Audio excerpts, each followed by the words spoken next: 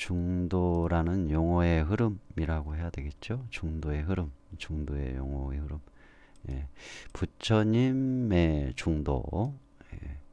초존법륜경의 깨달음, 해탈, 열반과 팔중도 실천으로서의 중도와 니까야의 고락중도, 유무중도, 이리중도, 단상중도, 자타중도, 거래중도, 생멸중도로 알려져 있습니다.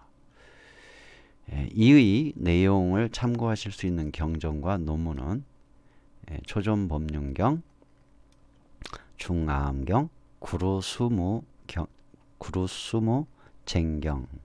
구루수무쟁경, 잡아함경 301경, 잡아함 297경, 잡아함 300경, 증일아함 유무품, 초기 불교의 연기사상, 전재성 박사의 빨리 니까야에 표현된 다양한 중도 사상이라는 것을 참고로 하시면 될 겁니다. 그 부처님 당시의 중도는 초존법륜경의 깨달음 해탈 열반과 팔종도의 실천으로서의 중도가 나오고요. 그리고 니까야에는 고락중도, 유무중도, 이리중도, 단상중도, 자타중도, 거래중도, 생멸중도로 알려져 있어요. 부처님 당시의 중도요.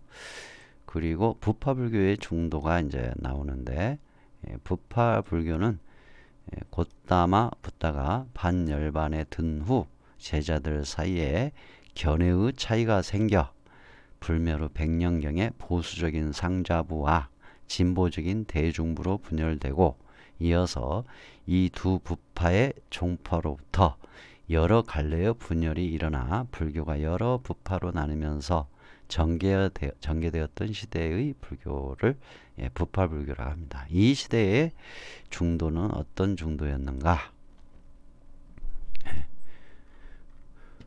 부파불교의 논사들은 고락중도 또는 팔중도는 부파불교의 실천론 속에서 개정회의 사막으로 개성하면서 부처님의 중도설을 고락중도와 단상중도 중심으로 이해하였으며, 여러 법의 실체성과 존재성을 불변의 실체성으로 보는 법유론을 주장한다.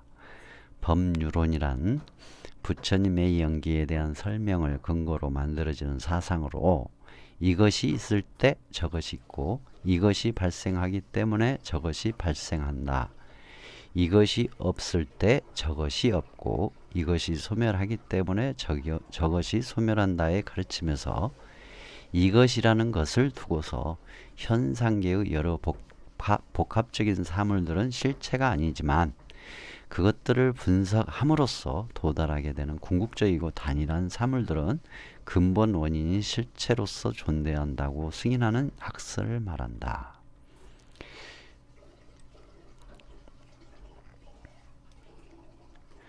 상자부, 특히 설일체 유부가 아공법유의 입장에서 개인 안은 없으나 법 사물의 본성은 과거, 현재, 미래의 3세에 걸쳐 항상 실제한다고 하는 3세 신류, 3세에 걸쳐 실체가 존재한다.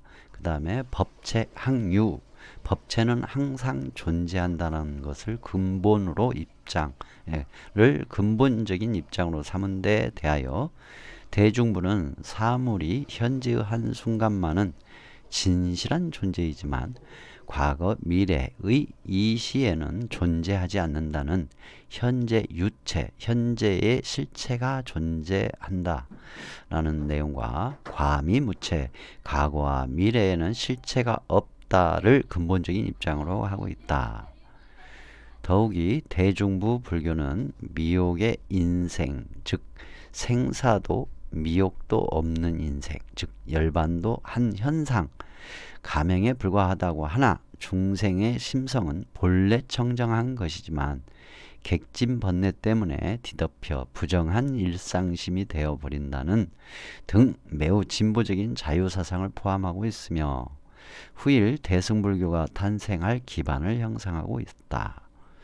예, 당시의 외도들의 아트만 사상 때문에 고민한 사상으로 추측해 볼 수도 있다.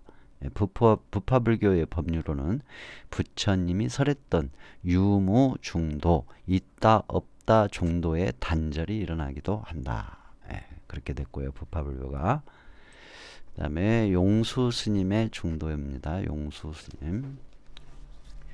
뭐 대표적인 이제 중도에 관한 내용 요약을 한 거예요. 용수 스님의 중도, 용수 스님의 중도 또는 중관.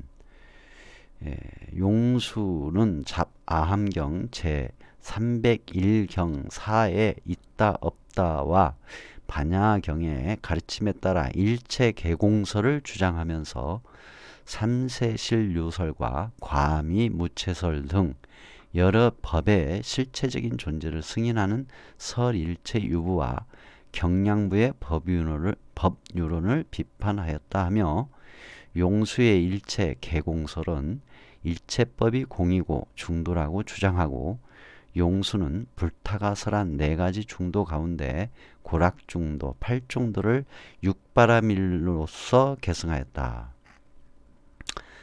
종송과 회쟁론에서 중도를 연기인 것은 그것을 공성이라고 우리들은 부른다. 그 공성이야말로 중도이다.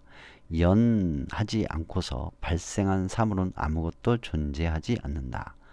또 여러 사물에 연해서 존재하는 것, 그것을 공성이라고 말한다. 또 여러 사물에 연해서 존재하는 것, 실로 그것이 무자성인 것이다 라고 이제 그렇게 용수 스님은 얘기를 하고 있다고 합니다. 참고하시고요. 근데 이제 부처님께서 가르쳐 주신 중도의 가르침, 처좀 법륜경을 이제 토대로 해서 한번 보죠. 간단하게 좀 보도록 하겠습니다. 이것만 보고 이제 마치도록 할게요. 부처님의 중도의 가르침 중에서 초좀 법륜경의 내용을 알아보도록 하겠습니다. 이와 같이 나는 들었다. 한때 세종께서는 바라나시 이시파타나의 녹야원에 머무셨는데 그곳에서 5비구를 불러 말씀하셨다. 나의 도반 5비구들이여, 출가자가 가까이 하지 말아야 할 2가지 극단이 있습니다. 무엇이 둘인가 하면 저열하고 성스럽지 못하고 이익을 주지 못하는 감각적 욕망들에 대한 쾌락에 탐닉하는 것과 괴롭고 성스럽지 못하고 이익을 주지 못하는 고행주의에 몰두, 당시 인도 수행자들 사이에 유행하는 것이었다고 합니다. 고행주의에 몰두하는 것입니다. 열애는 이 2가지 극단에 의지하지 않고 중도를 통하여 완전하게 깨달았나니, 중도는 바른 안목을 만들고 지혜를 일깨우며 고요함과 최상의 지혜와 참된 깨달음과 열반으로 인도합니다. 비구들이여, 그러면 어떠한 것이 중도를 통하여 열애가 완전하게 깨달은 것입니까? 그것은 바로 8가지 구속요소. 중도를 설명하실 때 이걸로 설명하시죠. 8가지 구속요소를 가진 성스러운 도인이 바른 견해, 바른 사유, 바른 말, 바른 행위, 바른 생계, 바른 정진, 바른 마음 챙김, 바른 삼매입니다. 비구들이여, 비구들이여, 또한 여기에 4가지 성스러운 진리가 있습니다. 무엇이 4가지인가 하면, 첫째, 괴로움의 성스러운 진리 고성제입니다. 둘째, 가래, 집착으로 인하여 괴로움이 일어남의 성스러운 진리입니다. 셋째, 괴로움이 소멸함의 성스러운 진리입니다. 넷째, 괴로움의 소멸함으로 인도하는 성스러운 진리입니다. 이는 곧 8가지 구성 요소를 가진 성스러운 도인이 바른 견해, 바른 사유, 바른 말, 바른 행위, 바른 생계, 바른 정진, 바른 마음 챙김, 바른 삼매를 말합니다. 비구들이여, 실로 그것이 열애가 현등각하고 눈을 만들고 지혜를 만들고 적정, 승지, 정각, 열반으로 인도하는 중도입니다. 이상과 같은 내용이 초점 법륜경에 있는 중도의 내용입니다. 참고하시기 바랍니다. 그리고 혹시나 이제 부처님의 가르침 중에서 니까야, 니까야 쪽에 나와 있는 7가지 중도가 있거든요. 아까 얘기했던 고락중도, 이리중도, 고락중도, 유무중도, 이리중도, 그다음에 단상중도, 자타중도, 거래중도, 생멸중도가 있는데 이 내용이 궁금하신 분들은 네이버를 찾아보시든지 유튜브를 보시든지 그래도 좀 다 읽어보고 들어봤는데 잘 이해가 안 된다, 와닿지가 않는다 하신다면 궁금하다 그러면은 대화 시간에 기회가 되면 질문하시면 이거 가지고 같이 또 대화 나누도록 하겠습니다. 지금까지의 중도에 관한 어떤 흐름, 대표적인 흐름이죠. 부처님의 중도, 그 다음에 부파불교의 중도, 그 다음에 용수 스님의 중도, 이렇게 해서 이제 간단하게 알아봤습니다. 근데 이제 중도를 중관이라고 하는 건 중관사상 또는 중관 하면은 용수 스님의 중도를 생각하시면 될 거예요. 그리고 용수 스님은 대체적으로 반야경의 공사상이 중도다. 또 연기가 중도다. 그런 식으로 이제 많이 논하는 식으로 되어 있습니다. 참고하시기 바랍니다.